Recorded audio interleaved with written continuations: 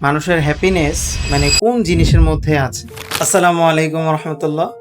তো আমরা অনেকে বলে থাকি যে টাকা হলে সুখী হব, হয়তো একটি ভালো চাকরি হলে অনেক সুখী থাকব, বা নিজের পছন্দের মানুষ বা নিজের পছন্দের জিনিস হয়তো পেয়ে গেলে জীবনে খুব শান্তিতে থাকব।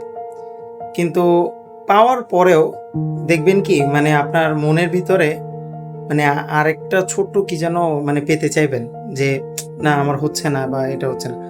আসলে মানুষের হ্যাপিনেসটা কোথায়? মানুষের হ্যাপিনেস মানে কোন জিনিসের মধ্যে আছে? এটা কি আপনি কখনো ভেবেছেন? আসলে মানুষের হ্যাপিনেস কোথাও নেই। মানুষ আপনার হচ্ছে মানে মানুষ বলতে আমি নিজেও যে যত পাবো মানে আরো পেতে যাবো, যে আরো লাগবে, আরো লাগবে, আরো লাগবে।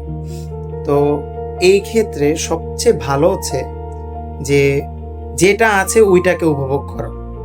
মানে হচ্ছে যে সময়টা যাচ্ছে বা যেই মুহূর্ত যাচ্ছে বা যা আছে আমার কাছে তা নিয়ে মানে সন্তুষ্ট থাকা এবং ওইটাকে উপভোগ করা, মানে এটাই হচ্ছে আসল হ্যাপিনেস।